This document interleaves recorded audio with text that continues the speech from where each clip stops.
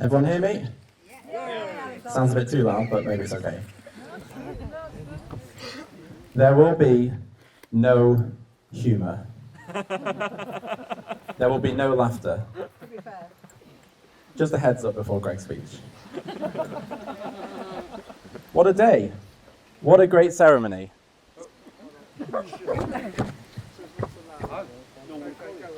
What a great ceremony, everyone. Fern, you look $1 million. Yeah, she does. $1,000,001. Greg, you look $1. Let's address the elephant in the room. Quiet, please.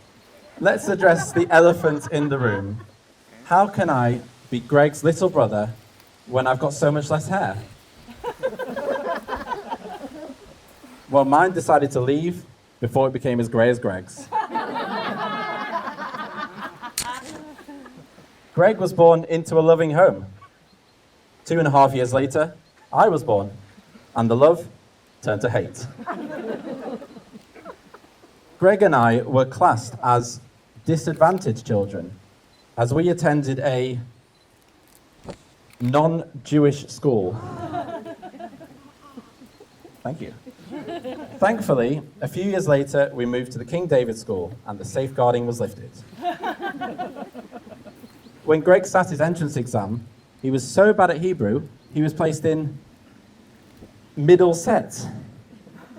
A few weeks later, they realized their mistake and moved him to top set, where he belonged, where we belonged.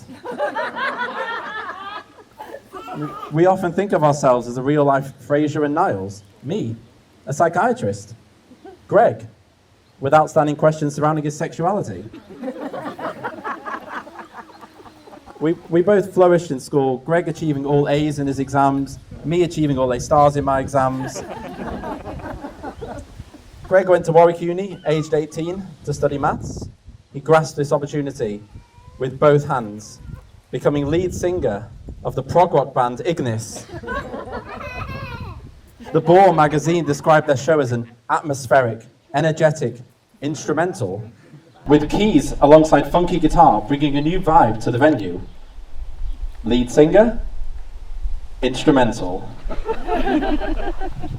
Anyway, just as Yoko did to the Beatles, Warwick University, Battle of the Bands, Heat 2, was the end for Ignis. Next, Greg wrote his own radio comedy, Lightning Strikes, about a superhero called Lightning Strikes. Warwick University Student Radio, Season 1, proved to be Lightning Strikes' Yoko. Greg continued to put pen to paper, and the theatre was his next challenge. One of his greatest triumphs was the Old Vic's 24-hour plays.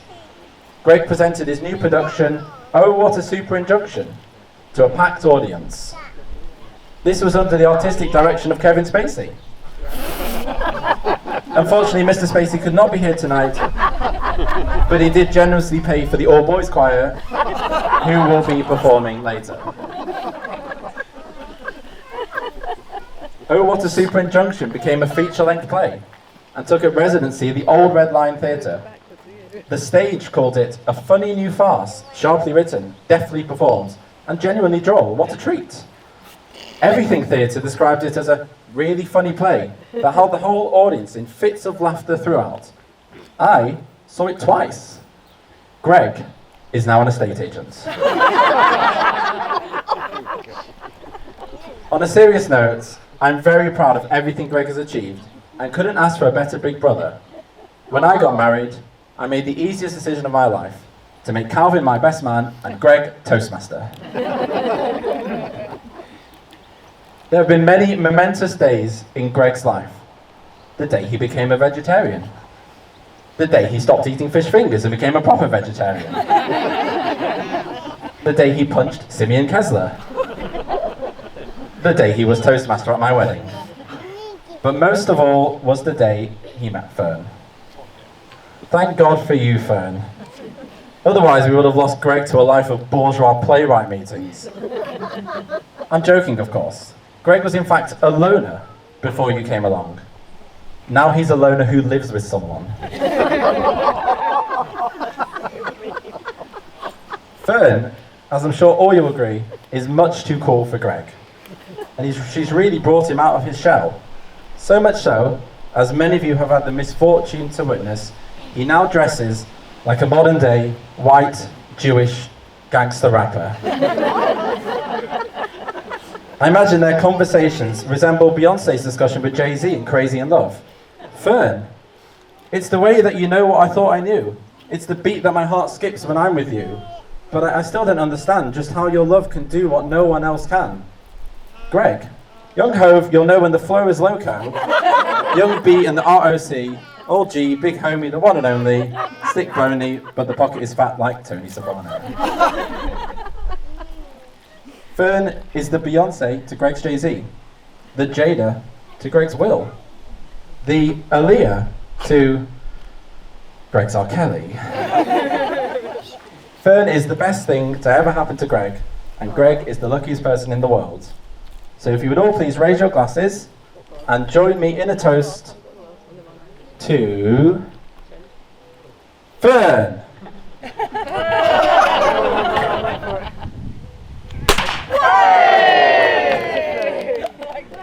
And Greg.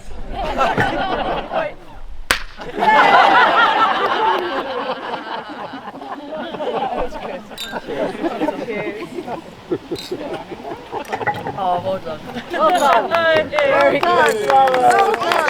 Well done, Alexander. Very good. Take a bow, Alexander. Thank you.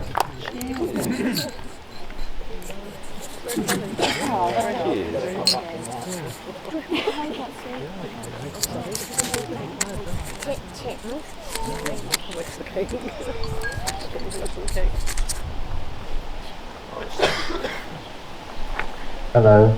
Hello.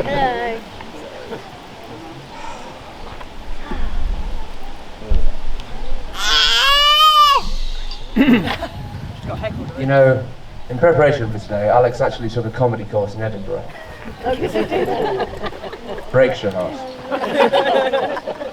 I'd like to thank everyone for travelling such a long way today to see such a grumpy old couple get married. Fern has often been described by me as a misanthrope, but today she's actually transformed. There's now a Mrs. Anthrope. Well, I feel just like Philip Schofield. Guilty of grooming. Too soon? Yeah. We weren't sure how many people would make the long trip to Devon, but we're so grateful to have our friends and family here, all the way from London, from Manchester, Newcastle, Austria, Spain, Washington. Petrol was a lot cheaper back when we booked this lovely faraway venue, but I think we can all agree now, in the words of Joe Exotic, but we're never going to financially recover from this. I'd like to start by acknowledging Max, Frankie, Lucas and Matilda, not just the names of the tweenies, but also our wonderful page boys and flower girls. Your angry stompings and aggressive rose petal throwings really made our day. And to Max, the ring bearer, you were smooth as you like. Let me also give quick shout outs to Daraj, who made up the fantastic cake. Well done, Daraj. And to Cassie, who caked Fern in makeup. Both incredibly technical achievements in their own way. Thank you also to the invaluable Rabbi Wax, who we appreciate making the schlep to Devon to perform a lovely ceremony for us. I'd like to start by thanking my best man, Benny the White Chihuahua, who has been an ocean of calm for me on a very nerve-wracking day. They say that a dog is a man's best friend, but today might be the first time that a dog has been his friend's best man. Benny's words of wisdom today and gentle good humour will be long remembered, and honestly I consider him to be more like a brother.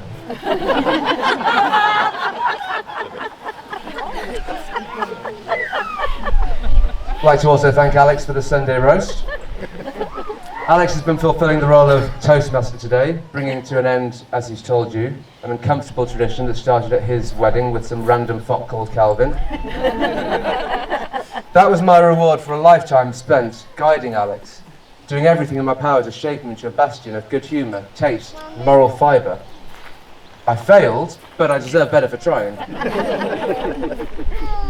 Alex has instead grown into a headstrong, savvy individual, unafraid to show his ignorance of the women's 1,500 metres on eggheads, unafraid to upstage Bryan Cranston at his own show at the National Theatre, unafraid to write to Mark Kermode about his favourite film being Mighty Morphin Power Rangers, the movie, unafraid to call out Greta Thunberg on national television.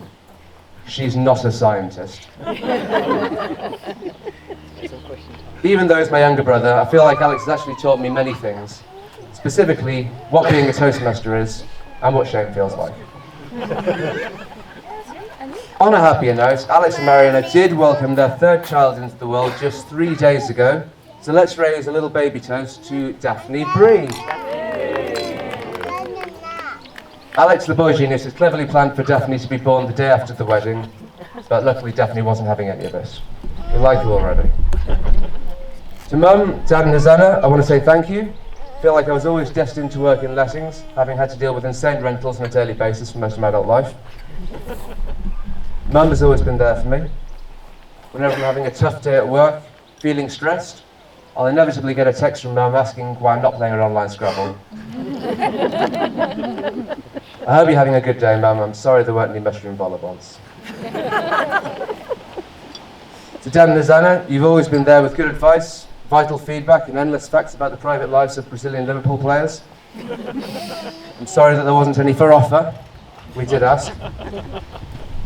To Fern's Mum and Dad, thank you for always being so incredibly welcoming to me and accepting me as your new, super cool son-in-law. I know how much you'd always wanted a powerful, manly child with enormous biceps, and now you have yet another one. I've always dreamed of having a mother-in-law, not just for the abuse and the endless items from Fern's childhood, but so that I could finally tell one of those classic mother-in-law jokes and really mean it. So...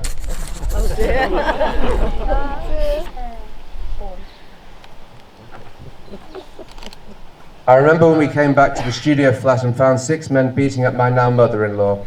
Fern turned to me and said, "Aren't you going to help?" And I replied, "No, 6 should be enough."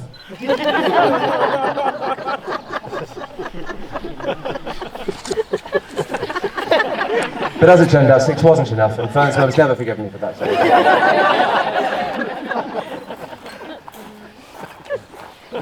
But seriously, Fern's mum has always been supportive of us, and we understand that when she gives us a piece of advice, or anybody, it's just because she knows how to do things the best. There are a few people who are much missed today, not least my grandma Lillian and grandpa Cecil. Grandma and grandpa had a long, very happy marriage in which their arguments were confined to the bridge table. When I finally convinced Fern to play bridge, I'm sure we'll continue that tradition. To Grandma Frida and Grandpa Alan, who couldn't travel today, but will be watching on catch-up, I just wanted to say hello, and thank you for always being so welcoming and supportive of us. Also very much missed are Fern's Grandad Brian, Nan Joan, and Godfather Dave, who would have all been very much at the heart of the action today. I never got to meet Fern's Grandad, but I often think of him when I drive on 2 lanes at once, hedging my bets. To my new sister-in-law, Fleur, or as the French would say, "I'm a belle sœur Fleur." Fleur has always fought for me to stick around. Over the past few years, whenever Fern's been having a grumble because I'm being annoying or difficult, Fleur's always been quickly there to remind her that you're marrying that. Not him, that. She's conned her way onto 2 of our larger holidays and regretted almost every second. We've dragged her through the streets of Athens and New Orleans in baking heat with insufficient food, water and planning, yet never once heard her grumble, because she'd be about 200 yards behind us on a bench. But somehow she pulled through, and I'm delighted she can now call me her big brother, because I'm always watching and she hates my guts. Well, I think that's everyone, almost.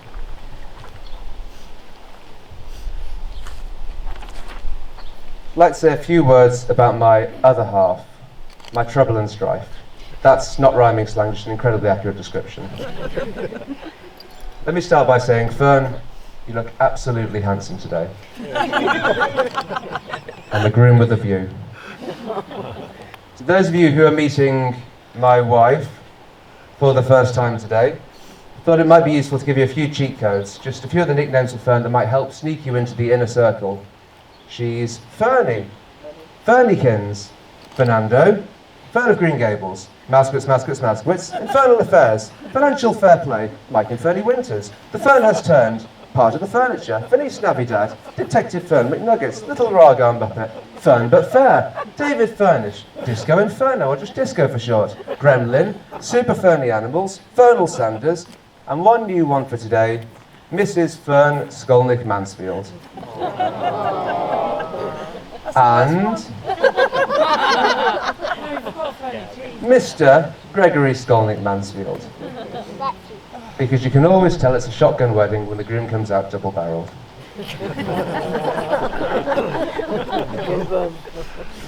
I was working as a waiter in a cocktail bar when I met an incredibly angry chef by the name of Fern.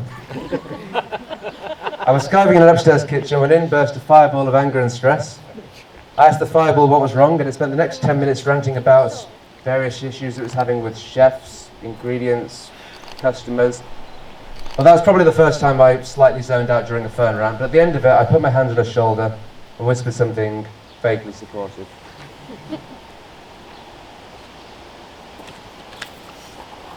The next day, I managed to trick Fern into coming for a drink at Molly Moggs in Soho. I barely said a word the entire time we were there, which turned out to be exactly what Fern had always been looking for. A week later, we were sat by the Thames. I suggested we move down a few steps to a step that unfortunately had an empty crisp packet on it, only for Fern to infamously respond, "I ain't sitting on a crisp step." Who wouldn't have been charmed? 6 short years later, we got engaged in Chiswick Park, accompanied by my best man, Benny the White Chihuahua, and his half Chihuahua daughter Betty. When we got in the car to go home, the song Help was playing on the radio. Fern's historically not much of a Beatles fan, but she was screaming along that day. I've really gotten to know Fern and what she likes over the years, and as I often romantically say to her, I know you better than you know yourself. So to prove it, here are just a few of Fern's favourite things. Fern likes to laugh at her own jokes. Her aim is to one day go to an improv class and win. She likes good food, and also polenta. She loves to sing when she's upset. I'm gonna go to the cold store, have myself a cry. Fern likes animals. Sorry, Fern likes shouting at animals in weird, distinctive ways. When she was a child, thinking that she'd seen a sheep, turned out to be a cow, Fern was heard to shout, "It's a sheep!" More recently, walking back to the flat when Fern saw a cat, and suddenly exclaimed, "Oh, it's a cat!" Last year, we were walking through Coventry City Centre when 2 mice crossed our path, and Fern bizarrely yelled out, "Oh, a little mice!" And when I pointed out a rabbit in Malmo, she dropped everything to scream, "It's a bunny!" All true. She has a healthy appetite for board games, provided that no one else scores a point, takes the card that she was going for, or, heaven forbid, takes one of her pieces. In which case the game transforms into guess how many pieces are in Fern's mouth. Like I said, appetite for board games. And most importantly, she likes me. And now I have it in writing. So, as I ask you to all raise your glasses, let me just end by saying how much I appreciate you, Fern. You play board games with me, with the pieces that you haven't eaten. You inspire me every day to become a better man, or else. And most importantly, you put up with my constant rewatchings of Pitch Perfect. Honestly, not getting married to you would have been inexcusable. Theodora, Fern, and let's raise a toast to Fern! Well done, Gregory. Well done, Gregory. Oh, very funny. No? You'd like to play rising? Okay. Still got it, haven't they? Third person in, thank you all for coming, even though you're kind of getting sick of the... Did you want one of these? You could put it on, right? Take us off for a go to the toilet. Where's everyone gone? You'd be glad to know my speech is a lot shorter than yours and Alex's. Because one of us spent about a year and a half on their speech, and the other one done it in the car and wrote it on this. I'm just going to leave it to you to see which one's more polished. Greg turned to me last night before he went to the our separate rooms in the cottage and went, if you remember this correctly, "You're the biggest goon I've ever met. You're a goon-faced child." And I'm waiting for a but. No. Then she walked off. And most people do have like good kind of good nicknames for their partner, like honey, babe, all this sort of stuff. Greg's come along as Gremlin, as you said, Gremlin, Monster, Menace, and Goblin. All in love, I guess. Oh, with love. Yeah, much with love.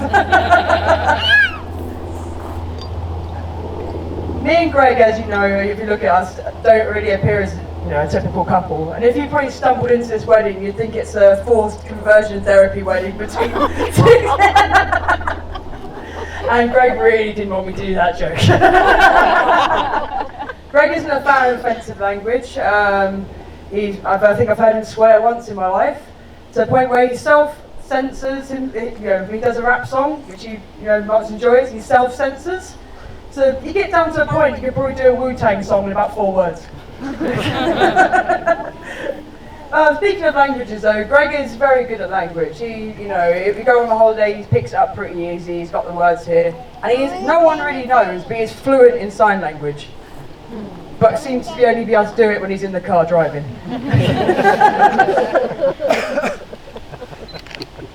As Greg said, it's been. There are some people that we missed today. Main one being my grandparents for me, who would have been. Well, I miss sorry. I miss very much.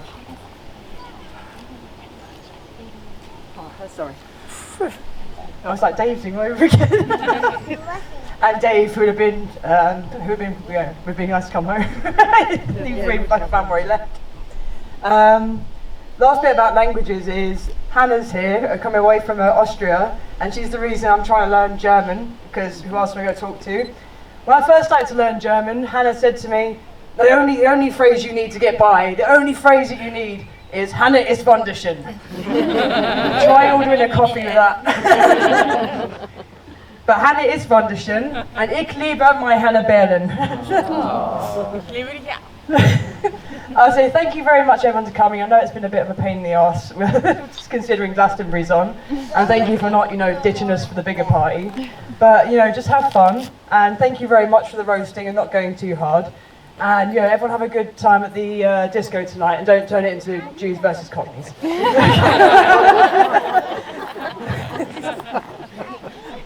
And thank you very much to Greg for not going too hard on the roast. This is why I went second and kind of improv'd half of it in case he got a bit too excited. Come up here, I'll give you a toast. A toast to Greg and to everyone who's helped us. And thank you very much to my mum, who's not killing me for being an erotic mess most of this time, because I could feel those. I could feel it. I was calm. She was calm. And thank you everyone for coming. And where's Dad headed off to? Is he passed out? Has he gone? Dad? Where's he gone? He's there. Oh yeah, don't get too far back. Don't corral the drink. Thank you for coming up. Not getting too far. All right, thank you very much for coming, everyone. Well, to us, I guess. To us, Thank you very much. and to all of you. Boss of us all. I wasn't too bad. I didn't have you alive. And one last thing, Diraj, that cake's amazing. And when Diraj offered to do the cake, and I was going to do it, and then Greg was like, "Are you sure?" I was like, "Yeah, he's so much better than me. Please let him do the cake." Because that would not be looking as good as that if you didn't do it. Especially those biscuits. Thank you very much again. And he got them all down from Scotland, so we didn't even, without breakage. We didn't even get Terry's one there without, It was fine. Yeah. You didn't know you were hooked up. No, thank you so much, Eva. I can't say thank you enough. It means a lot, because I know it's not been easy for everyone to get here, especially with all the stuff going on. So no, but to you and to all of you. Thank you very much. Cheers, guys.